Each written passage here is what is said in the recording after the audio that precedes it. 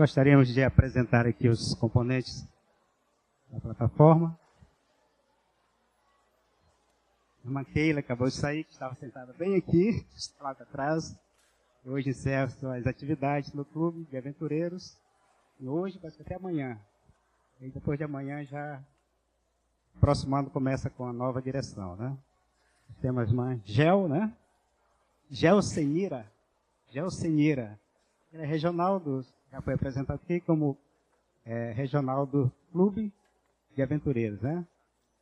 No centro aqui está o pastor Moisés Batista. Ele é o presidente da mais nova missão da União Norte Brasileira, a MPA. Ele coordena ali todas as atividades ali no campo, a nossa caçula missão MPA. E ali, no último banco ali, está o pastor Daniel, e até hoje, pastor desta igreja, né? Já soube que já foi apresentado lá no seu novo campo, né? E é um momento assim, muito difícil para nós, né? De uma pessoa que a gente trabalhou junto, uma pessoa assim, muito especial. Eu gostei muito de trabalhar ao lado do pastor Daniel, um homem de Deus. Vai deixar muita saudade, né? A sua marca ficou aqui nesta igreja e a gente só tem a agradecer ao pastor Daniel, a Jandira, toda a família, né? Que realmente fizeram um bom trabalho aqui. A Jandira nos aventureiros ali deu o máximo de si, trabalhando ali junto com os aventureiros. E o pastor Daniel, eu gostaria de chamar a família aqui, a Jandira, pastor Daniel, e agradecer pelo trabalho, né? Trabalho que foi feito. Na verdade, pastor Moisés, a igreja não gostaria que o pastor Daniel fosse agora, né? Porque apenas 3 anos aqui. Gostaríamos que ele passasse pelo menos mais um ano aqui conosco. Tá? Esse pastor fez a diferença aqui no distrito, viu, pastor? E o pastor que vem para cá, pastor, tem que ser melhor do que ele, viu? Tá? Tem que ser melhor do que ele. Mas, pastor, eu quero deixar um texto aqui da Bíblia para vocês aqui, que está em Hebreus, capítulo 6, os versos 6, capítulo 6, versos 10, 11 e 12.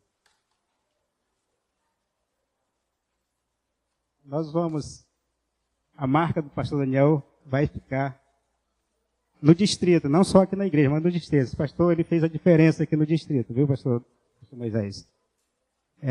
Ele conseguiu unir o distrito. É uma das marcas que ele fez aqui, unir o distrito. E fora outros trabalhos em situações difíceis aqui, que Deus dá sabedoria a ele para resolver, como a Keila falou aqui anteriormente, casos difíceis, mas Deus o orientou e ele resolveu. Mas a obra é assim, né? Ela é dinâmica, né? Suas mudanças têm que mudar. Mas, pastor Daniel, Hebreus capítulo 6, verso 10, ele diz assim, ó, porque Deus não é injusto para ficar esquecido do vosso trabalho e do amor que evidenciastes para com o seu nome, pois servistes e ainda servis aos santos. Então a igreja, Deus não vai esquecer do seu trabalho. E a igreja aqui, de Cidade Nova 5, e o distrito também não vai esquecer do seu bom trabalho realizado aqui no distrito, na igreja também. E o verso 11, aqui é o desejo de Deus para você, viu, pastor, e a família. Desejamos, porém, que continue cada um de vós mostrando até o fim a mesma diligência para a plena certeza da esperança. Tá? E o verso 12 tem aqui a promessa de Deus para a sua vida, viu, pastor? A vida da família, a vida de todos nós. Diz assim, para que não vos torneis indolentes, mas imitadores daqueles que, pela fé e pela longanimidade, herdam as promessas. Então, continue sendo a pessoa que você é, lá no distrito de Coraci, tá? E fazendo o seu trabalho com diligência, e no final Deus vai coroar com a vida eterna, né? Lá no céu, né? Vai ser a coroa para todos nós, para você e todos nós. A igreja preparou, com todo carinho, uma lembrança para a família. Eu gostaria de chamar aqui a irmã Dalva, que acho que é ela que está com as lembrancinhas aqui. A irmã Dalva, a irmã Silvia, a irmã Milena.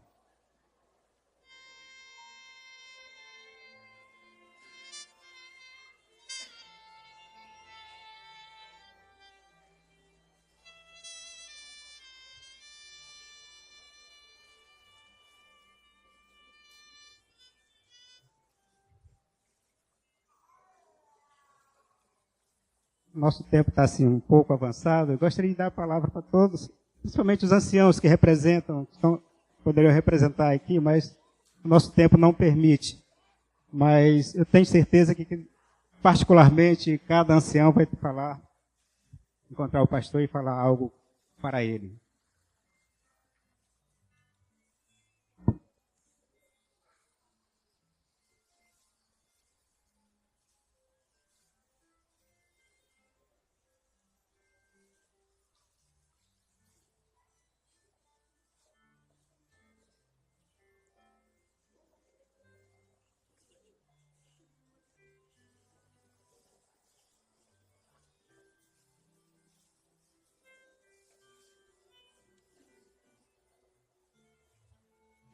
Poucas palavras. Eu só tenho gratidão por esta igreja, por esse distrito, o amor, o apoio, o carinho, compreensão dispensado a mim e a minha família também. Eu lembro como se fosse hoje, quando eu vim para cá, não tinha noção que era a igreja da Cidade Nova, o distrito. Eu cheguei nessa igreja desse tamanho, eu falei, acho que escolheram a pessoa errada para vir para cá. Não me vejo como pastor de igreja grande. Mas tudo que aconteceu aqui só foi possível primeiro por Deus e porque vocês nos apoiaram, nos abraçaram. Eu lembro como se fosse hoje, a Dalva chegou, eu estava meio triste porque também a gente veio do distrito que a gente também se sentiu amado. Fomos abraçados, ela falou, pastor, o senhor vai ser muito amado aqui. Eu lembro que quando o irmão Wagner nos apresentou, eu falei para vocês o seguinte, entre ser amado e ser respeitado, eu prefiro ser respeitado, porque nem sempre nós vamos ter unanimidade. Mas aqui eu tive as duas coisas, eu fui amado e também fui respeitado. E louvado seja Deus por tudo que aconteceu aqui. Eu creio que eu cresci, a igreja cresceu, a igreja está mais madura hoje. E eu queria dizer que de todos esses presentes, o maior presente são vocês. Eu preferiria não estar recebendo esses presentes hoje.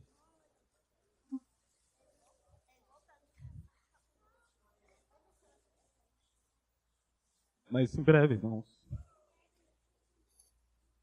Muito em breve nós vamos estar num lugar. E lá nós não vamos mais precisar dizer até logo.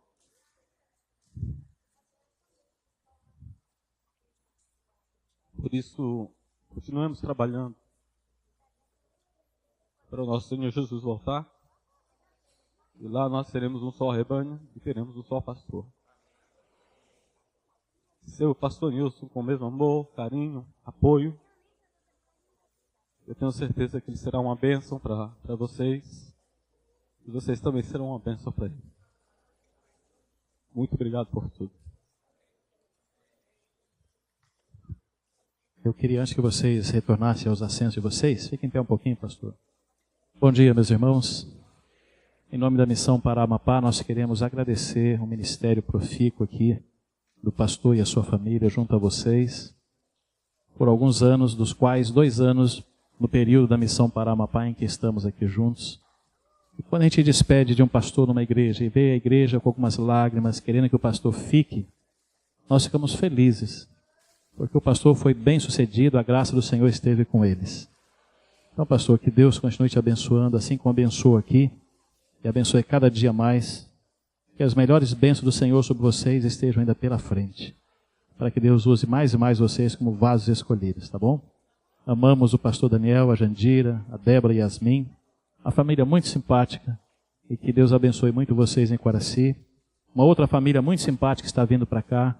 Aguardem, recebam bem, porque na Igreja Adventista nós estamos aqui hoje, amanhã não estamos mais, mas daqui a pouco vamos estar juntos sempre. Vou fazer uma oração por vocês. Vamos ficar em pé um pouquinho, irmãos? Todos fazemos a oração?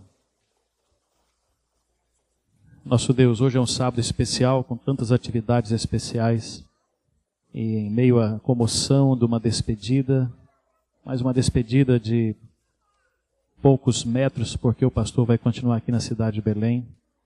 Nós queremos pedir que encomendá-los aos teus cuidados, à tua bênção, ao teu amor, e tudo aquilo que eles precisam em suas vidas seja suprido pelo poder do Espírito Santo. E a lacuna que eles vão deixar aqui, Senhor, seja mais do que preenchida por aquele que dizemos, o Senhor é meu pastor e nada nos faltará. Continua abençoando essa igreja também, que são ovelhas do grande pastor Jesus. Que o próximo pastor possa tocar nessas ovelhas com carinho e com amor, como o Senhor Jesus quer.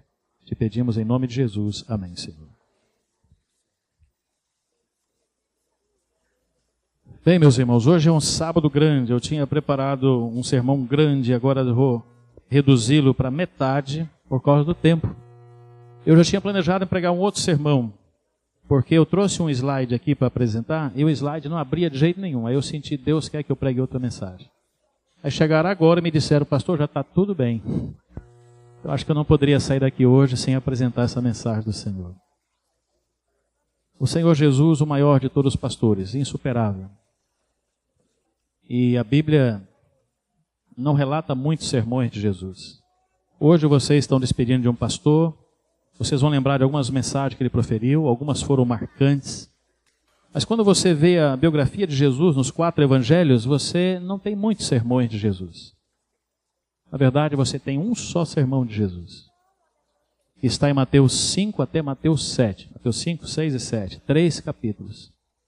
Conhecido como Sermão do Monte. E este sermão de Jesus é o único sermão dele.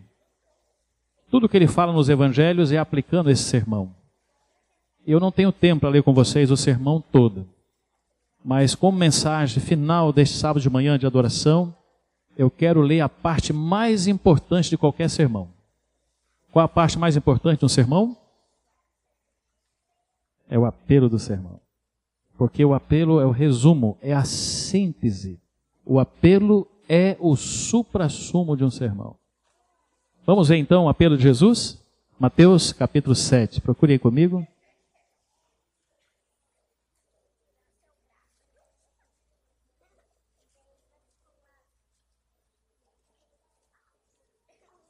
Vamos ler a partir do verso 24. Todo aquele, pois, que ouve estas minhas palavras e as pratica, será comparado a um homem prudente que edificou a sua casa sobre a rocha. E caiu a chuva, transbordaram os rios, sopraram os ventos, deram com ímpeto contra aquela casa que não caiu, porque fora edificada sobre a rocha. E todo aquele que ouve estas minhas palavras e não as pratica, será comparado a um homem insensato que edificou a sua casa sobre areia. E caiu a chuva, transbordaram os rios, sopraram os ventos e deram com ímpeto contra aquela casa, e ela desabou, sendo grande a sua ruína. Só isso. O apelo de Jesus foi: construa a sua vida sobre a rocha, porque a tempestade vai alcançar a todos. Todos serão alcançados pela tempestade. E quem construiu sobre a rocha vai permanecer. Mas aqueles que construírem sobre a areia, a tempestade vai alcançá-los também, e a ruína vai ser muito, muito grande. Construa sobre a rocha. Pergunta que eu faço para mim e para você: nós estamos construindo sobre a rocha? Estamos construindo o nosso casamento, os nossos negócios, a educação dos nossos filhos, sejam aventureiros, sejam desbravadores.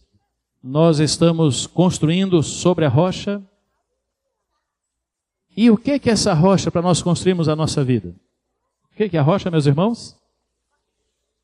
Preste bem atenção, Jesus falou assim: todo aquele que ouve as minhas palavras, aí mais na frente ele diz, edificou a sua casa sobre a rocha.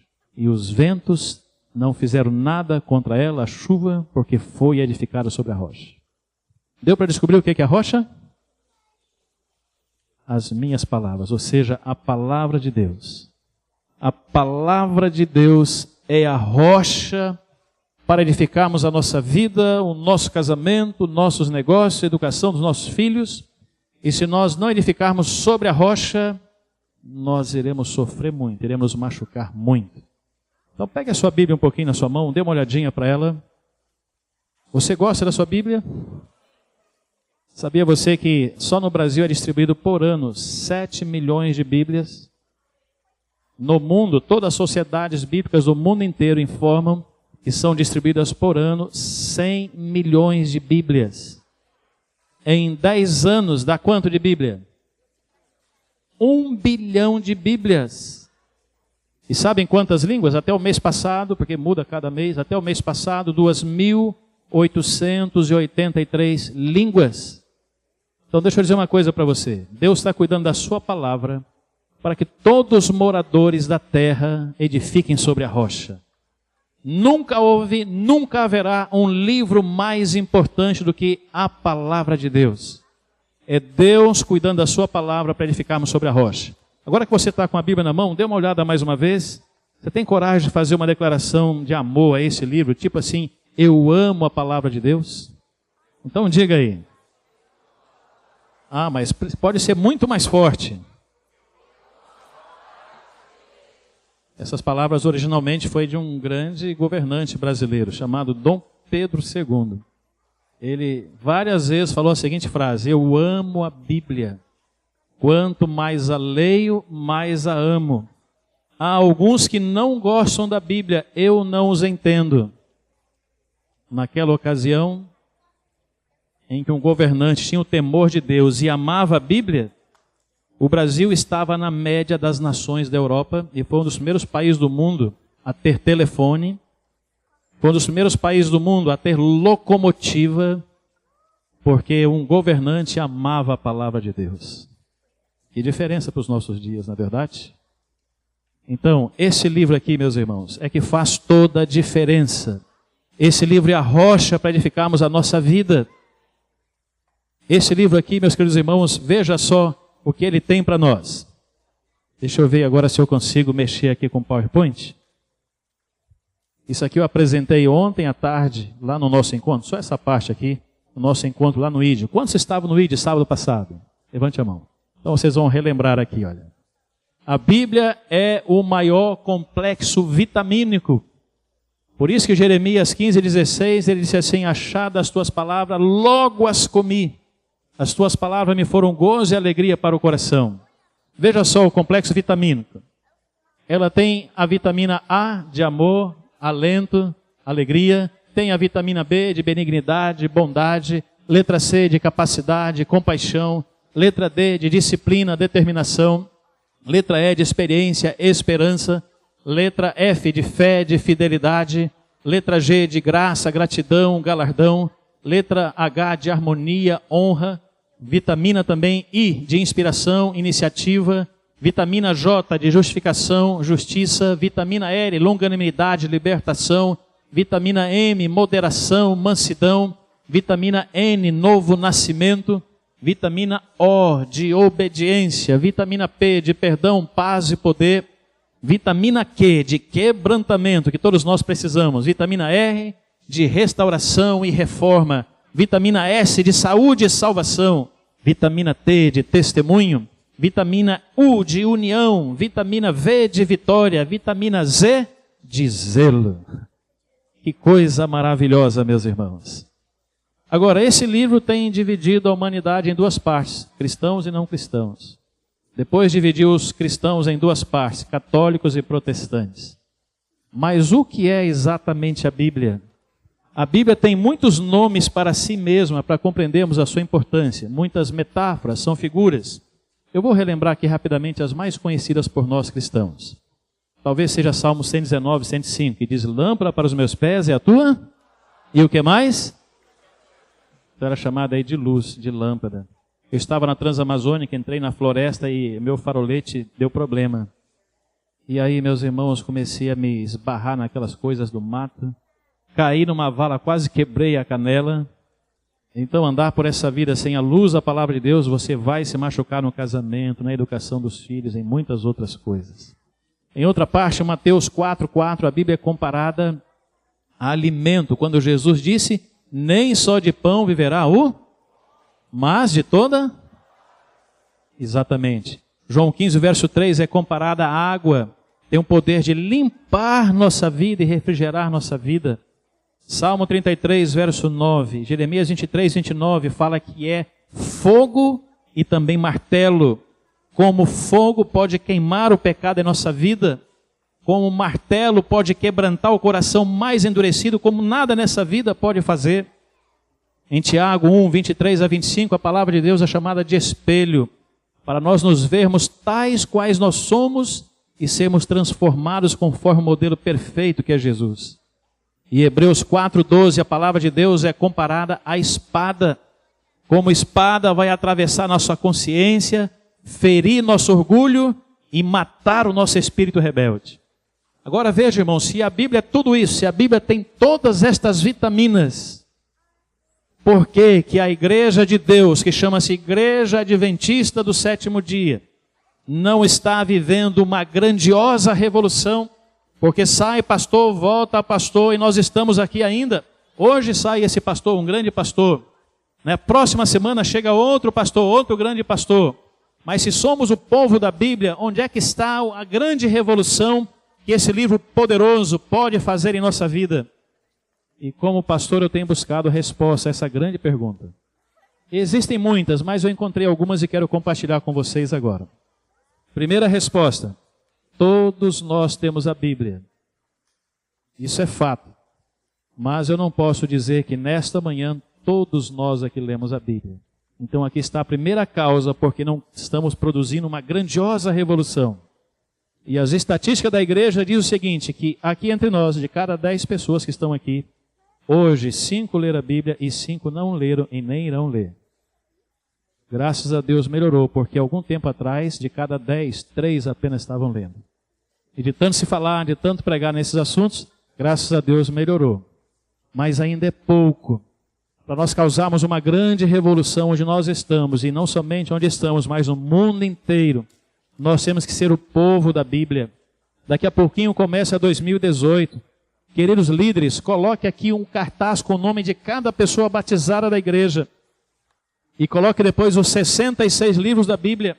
E vai marcando cada livro, cada um que vai lendo os livros, vai marcando. E isso vai ser o termômetro da força dessa igreja para revolucionar aqui esse bairro.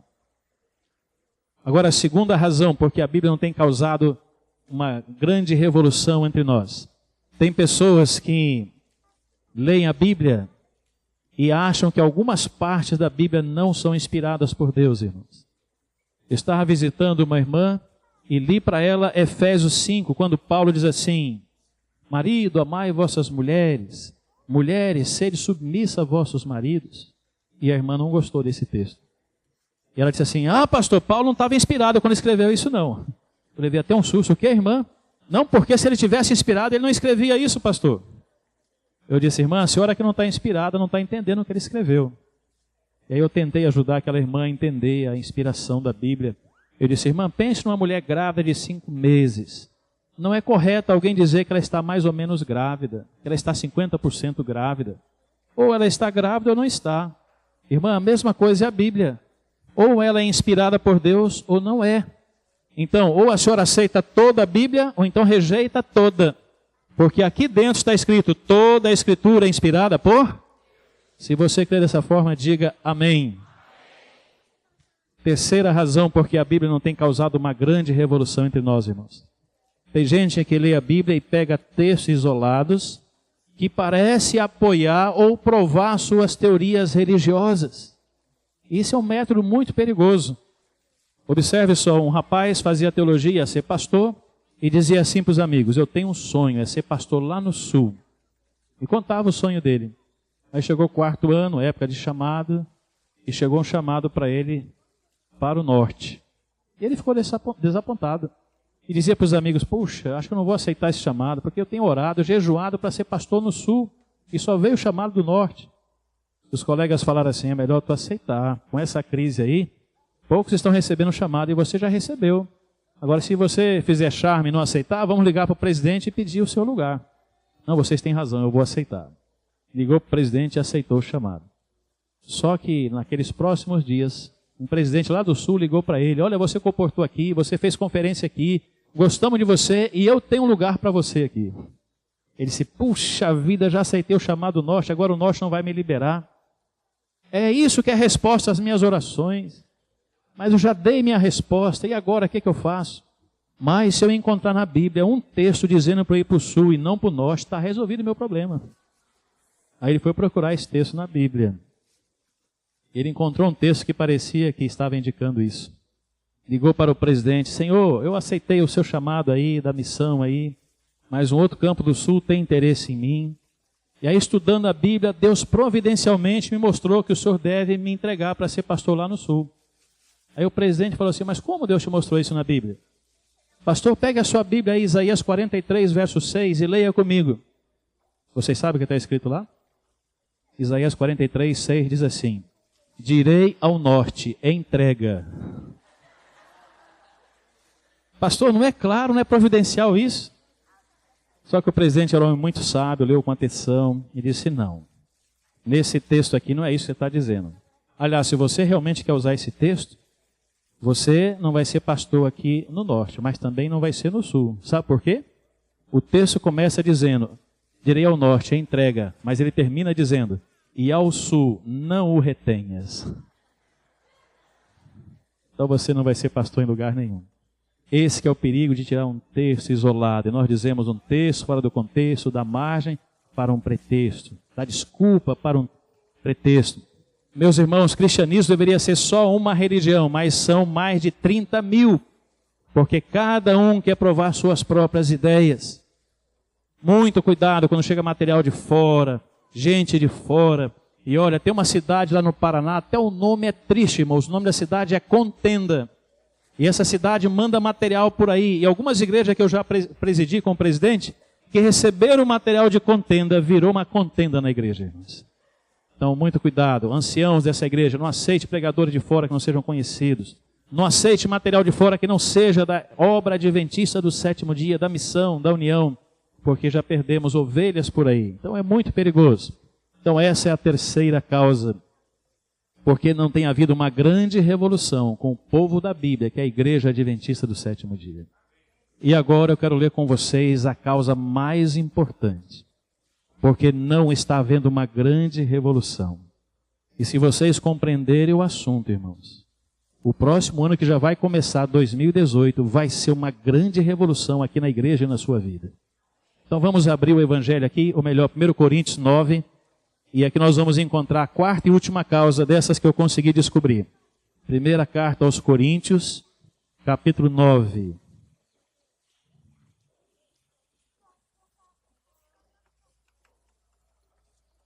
Capítulo 9 e o verso 16. Olha o que diz aqui. Se anuncio o evangelho, não tenho do que me gloriar, pois sobre mim pesa essa obrigação. Porque ai de mim se não pregar o... Queridos, aqui está uma causa de fraqueza muito grande. Se a igreja adventista não está pregando o evangelho, se o membro batizado não está pregando o evangelho, a palavra de Deus diz: ai de mim se não pregar o evangelho. Quantos aqui são batizados, irmãos? Então você que é batizado, diga assim comigo: ai de mim se não pregar o evangelho. Quando você foi batizado, você foi ordenado por Deus para ser ministro do evangelho. Não é só o pastor. Cada filho de Deus é o ministro de Cristo, ensina a palavra de Deus para levar a salvação. Porque se nós não levarmos a salvação, será um problema em nossa vida. Não vai acontecer a revolução que precisamos.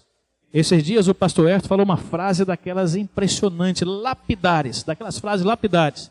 Ele diz, olha, se você diz que está indo para o céu, mas você não está levando pessoas com você, é porque você não está indo para lá.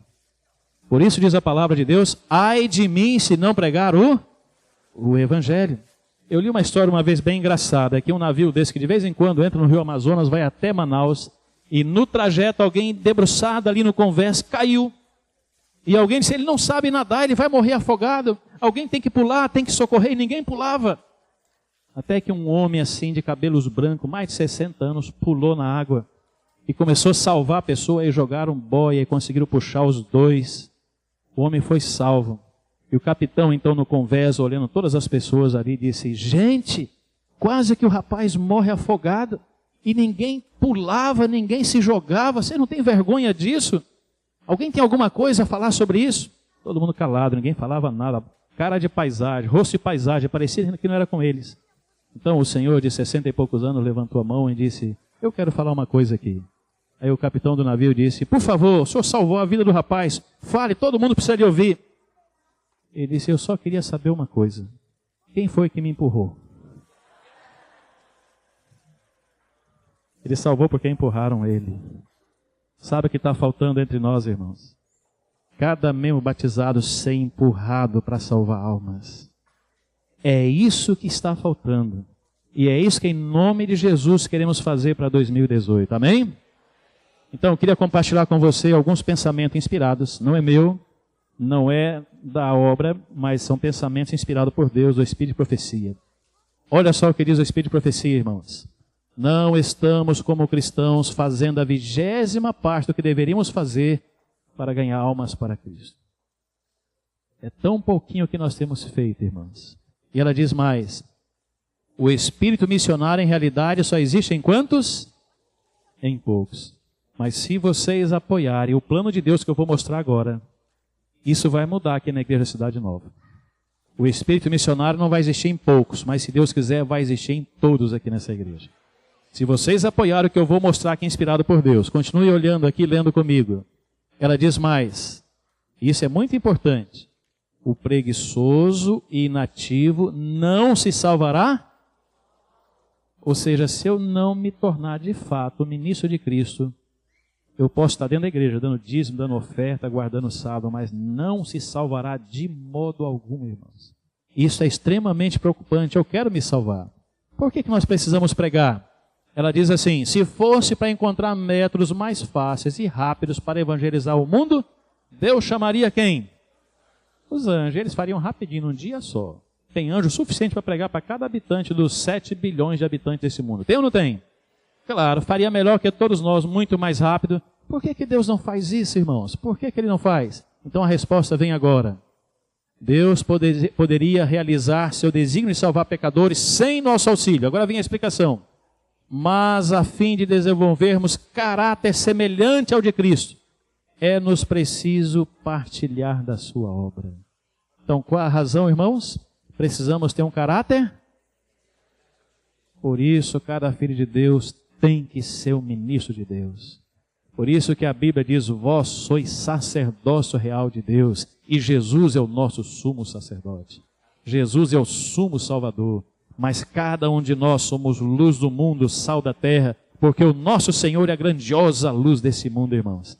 É isso que Ele quer, que sejamos semelhantes a Ele, caráter semelhante ao de Jesus. Ele fez tudo para salvar, fez todo o sacrifício para salvar, e se eu não fizer tudo para salvar, não estiver disposto a fazer sacrifício para salvar, não vou ter um caráter como o de Cristo, não posso viver para sempre com esse Cristo, porque sou muito diferente do caráter dele. Então, irmãos, nós precisamos mudar. Tem que haver uma revolução na igreja, e Deus está dando toda a orientação para nós. Veja como é que Deus orienta, irmãos. Olha só, pregar em menos, educar em mais, mediante estudos bíblicos. A orientação aqui é para pregar menos aqui na igreja, e no lugar de sermões colocar o que, irmãos? Estudos bíblicos. Olha só o que ela diz mais. Tornai com frequência a reunião de sábado, que é o principal culto da igreja, uma classe. Então com frequência para deixar os sermões e tornar o assunto de sábado de manhã uma classe bíblica. O que é classe bíblica? Volta de Jesus, a lei de Deus, o sábado, a Bíblia. Esses são assuntos de classe bíblica. É isso que ela está dizendo para a igreja. Aliás, não terminamos de ler aqui. Tem me sido mostrado muitas vezes, mostrado que deve haver menos sermonizar por parte dos ministros e que se façam maiores esforços pessoais. Ela continua dizendo assim ainda: nosso povo não deve ser levado a pensar que precisa escutar cada sábado um sermão. Muitos que ouvem frequentes sermões, mesmo que a verdade seja apresentada em linhas claras, não aprendem senão pouca coisa. Então vocês estão percebendo a orientação de Deus aí, irmãos? É fazermos um plano que em vez de sermões normais, a gente faça aqui no sábado de manhã uma classe bíblica, para estudar os assuntos bíblicos, para a igreja entender, e a igreja durante aquela semana levar os assuntos para amigos, parentes e vizinhos.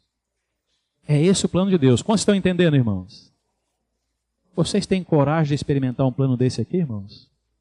Quantos de vocês acham que esse plano vai ser bom aqui, irmãos? Quantos de vocês acham que esse plano vai ser bom para nós como pessoas? Então, veja mais um pouquinho o que Deus diz aqui. Olha só. Seria muitas vezes mais proveitoso se as reuniões de sábado fossem da natureza de um estudo bíblico. Em vez de sermões, que seja um estudo bíblico aqui sábado de manhã.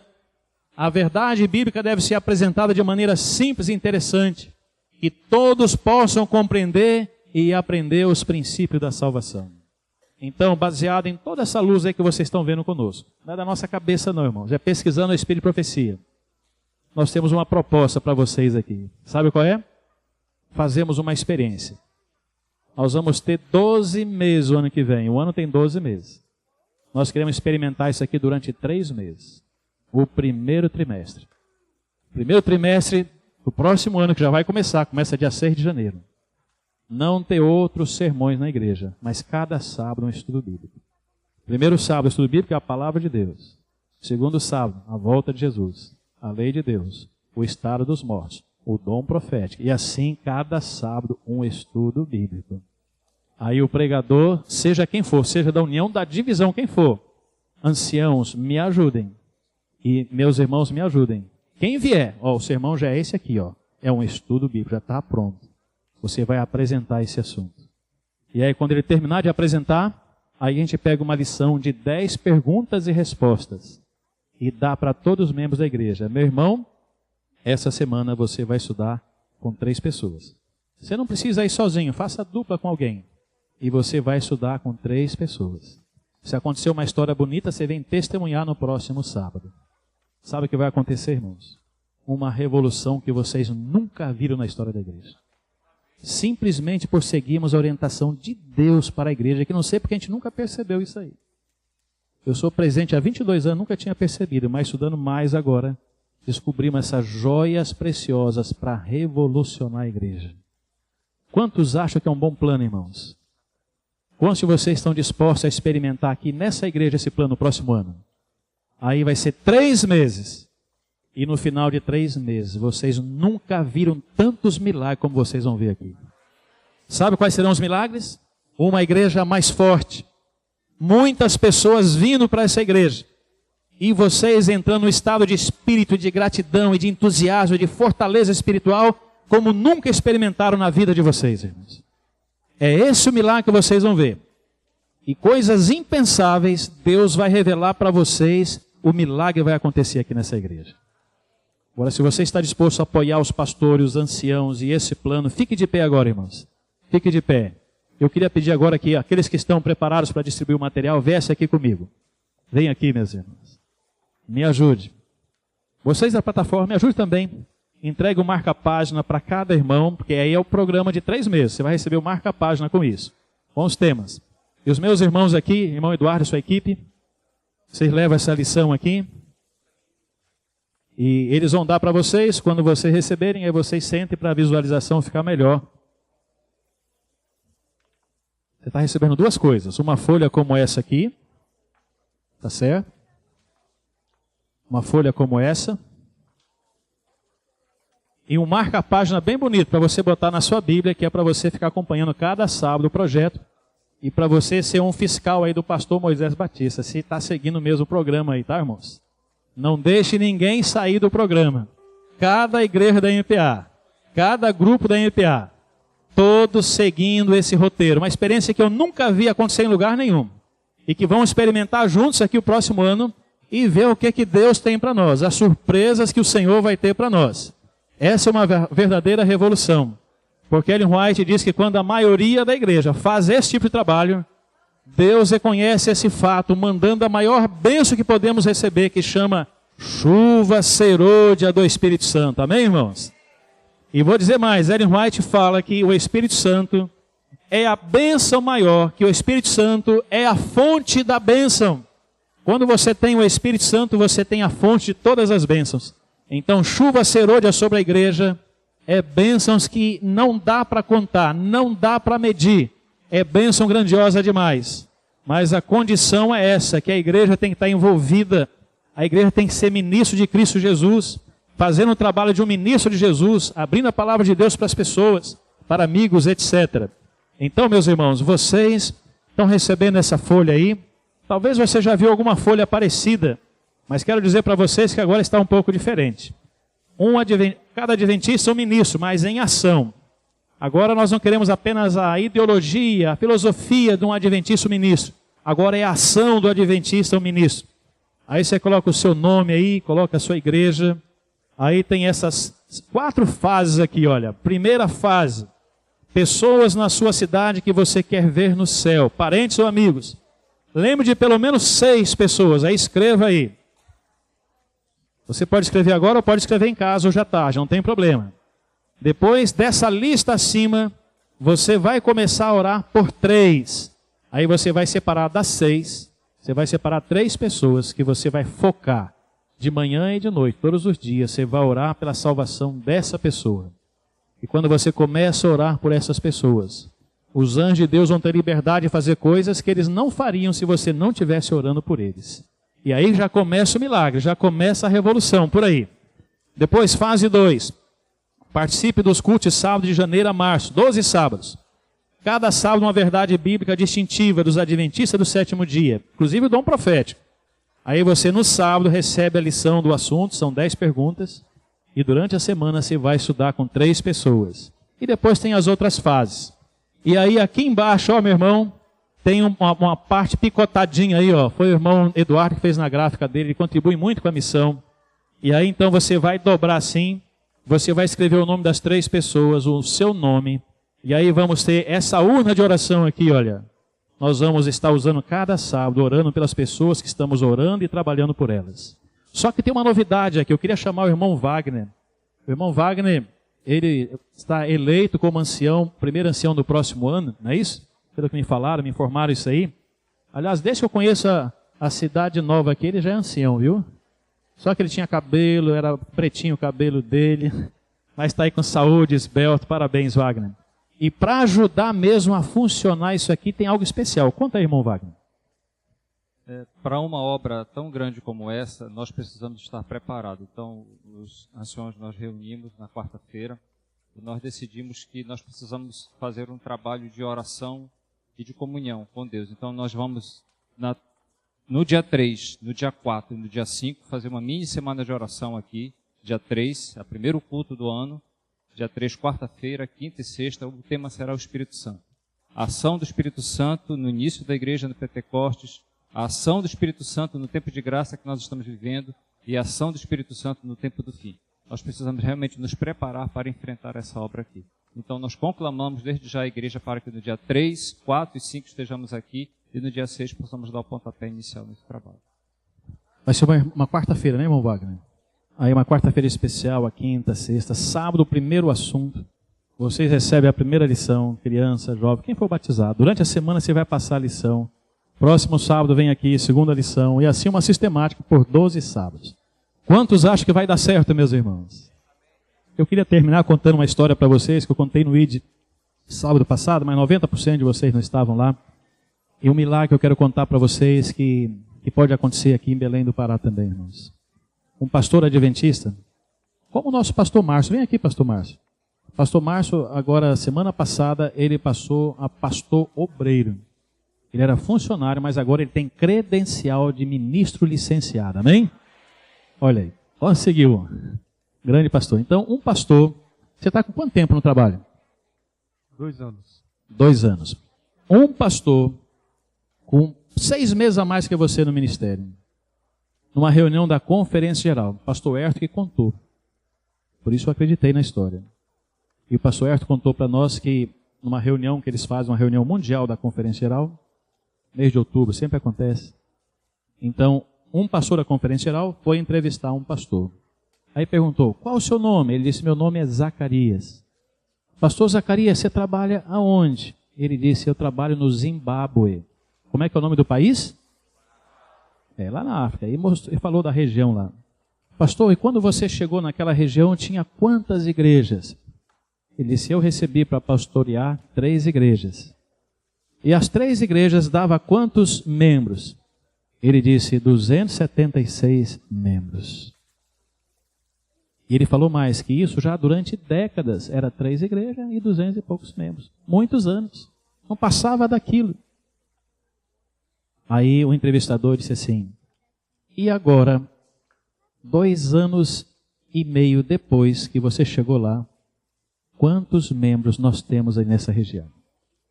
Irmão, se segure no banco para você não cair. Porque é um milagre que eu acho que você nunca ouviu na sua vida, é um milagre moderno. Com humildade, aquele pastor disse, nós somos hoje, graças a Deus, 22 mil membros. Isso é uma revolução, irmãos. Aí ele disse, e agora, vocês são quantos membros? Ou melhor, quantas igrejas? Eram quantas igrejas antes? Quantas igrejas vocês são agora? Ele disse, agora nós somos 922 igrejas. Irmãos, eu tenho 34 anos de pastor, eu não trouxe 22 mil almas para Jesus. Eu não plantei 922 igrejas. E eu me senti desse tamanhozinho perto daquele pastor de 2 anos e meio. Precisando aprender com ele. Porque não adianta eu dizer assim, eu tenho 34 anos de pastor. Porque pode ser que eu errei o primeiro ano e repeti o erro mais 33 anos. Nós temos que ser humildes. Eu me senti pequenininho. Aí alguém levantou, mas eu queria saber quantos estão na igreja ainda. Sempre faz essas perguntas. Nós perdemos pessoas, nós sempre perdemos. Mas posso dizer para vocês que nós temos 20 mil pessoas na igreja. E não é uma igreja, são 922 igrejas. Aí disseram, então conte para nós o que aconteceu. Eu disse, não foi nada de especial. Eu pensei assim, Senhor, a obra está aqui há tantos anos e não avança. Não sei por que não avança. Então, Senhor, eu vou fazer assim, eu vou acordar de madrugada e vou ficar só orando e lendo a Bíblia até meio-dia, todos os dias. Aí de meio-dia para tarde ele almoçava, depois saía para trabalhar, ainda trabalhava uma parte da noite. A primeira pessoa que ele trabalhou foi com o delegado na cidade. Aí o delegado e alguns ajudantes se converteram, inclusive vários ladrões se converteram também. E aí o delegado levou para o secretário de segurança, no gabinete dele. Ele estudou, ele e pessoas importantes também se converteram. E foram levando ele para outras pessoas importantes que foram se convertendo. E essas pessoas foram ajudando a abrir novas igrejas. Qual era o segredo? Botava todo mundo para ler mais a Bíblia todos os dias, para orar mais e todo dia falar de Jesus para alguém. Só isso. Só isso. E o grande milagre aconteceu. Muito obrigado, pastor. Vocês não acham que o nosso Deus é o mesmo deles, irmão? Você não acha que Deus pode fazer esse milagre aqui também? Mas para isso, eu vou ter que ler mais a Bíblia, cada dia. Eu vou ter que orar mais, cada dia. E eu vou ter que estudar com pelo menos 3 pessoas, cada semana, durante 3 meses. E vai acontecer uma revolução. Milagre que nem sabemos o que vai acontecer, mas Deus vai honrar a fé e o trabalho dos seus filhos. Agora, se ficar só na teoria, vai ser só um plano a mais. Mas se a maioria de vocês assumir esse compromisso, vai ser uma grandiosa revolução.